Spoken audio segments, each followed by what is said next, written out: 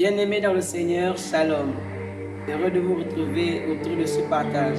Nous allons parler de la persévérance.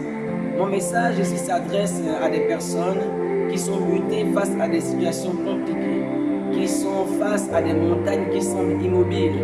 Je suis venu dire à de telles personnes, je suis venu te dire à toi, mon frère, ma soeur, ne désespère pas mais persévère. Nous allons ensemble lire un texte dans Hébreux 6, verset 12. La Bible déclare: en sorte que vous ne vous relâchez point et que vous imitiez ceux qui, par la foi et la persévérance, obtiennent les promesses. Que Dieu bénisse sa parole. Je suis venu te dire, cher ami, que tu ne dois pas désespérer. La situation que tu vis, en effet, est compliquée. Ton ministère auquel Dieu t'a appelé semble être bloqué. Vraiment, les âmes qui étaient déjà là, vraiment sont comme parties.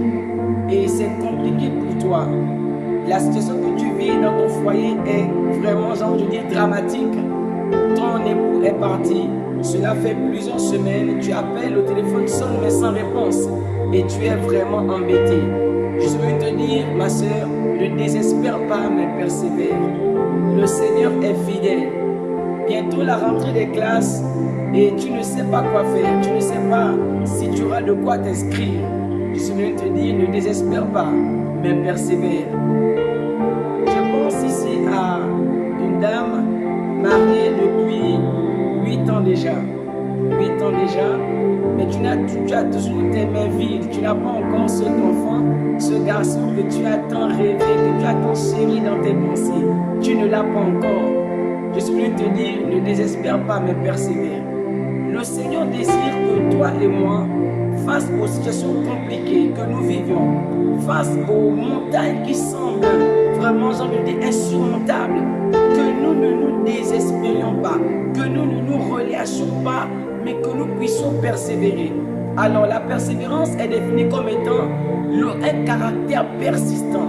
C'est l'action de pouvoir être ferme, être constant dans un sentiment, dans une action, dans une résolution.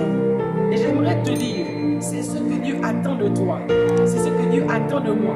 Alors que malgré les prières, malgré les jeûnes, malgré les retraites, malgré les visions reçues ici et là, les choses semblent ne pas bouger. Dieu te demande, ne te relâche pas, refuse de te relâcher et décide de persévérer. La Bible nous apprend qu'Abraham, lorsque Dieu lui a promis Isaac, il a dû persévérer pendant 25 ans avant d'obtenir la promesse. Et le texte que nous avons lu disait, en sorte que vous ne vous relâchez point, mais que par la foi et la persévérance, vous obteniez les promesses. La foi est une bonne chose. Nous devons avoir la foi. La Bible déclare que sans elle, nous ne pouvons être agréables à Dieu. Mais en plus de la foi, j'aimerais te dire, je dois associer la persévérance. Ce caractère persistant, ce caractère résolu qui nous amène à dire, peu importe vraiment la difficulté, je vais continuer d'avancer. Ce que Dieu m'a dit, ce que Dieu m'a montré arrivera. L'enfant que tu attends, chère maman, il te viendra. Ne désespère pas. Ne tourne pas le dos au Seigneur pour aller chez les marabouts, chez les charlatans. Jésus est fidèle. Reste dans ses voies. Comme les paroles des chants qui disent, l'épreuve aura son terme. L'épreuve aura son terme. L'épreuve aura son terme. Je pense à quelqu'un ici. Cela fait plusieurs fois que tu as connu l'échec au bac. Le bac s'est soldé par un échec. Pourtant, tu as vu à plusieurs reprises dans des rêves, dans des songes, qu'on proclamait que tu étais admis. Et alors que ça fait plusieurs fois que tu as échoué sur tes examens, la rentrée est là et tu te demandes, est-ce que je dois encore aller m'inscrire à l'école? Je veux te dire, ne désespère pas, persévère. Fais ce pas de foi. Accepte de repartir porter la tenue. Dieu te surprendra. Le Dieu qui t'a montré comment on proclamait que tu étais admis, il ne t'a pas menti. Persévère. Cherche sa face, demeure fidèle. Demeure là, attentif.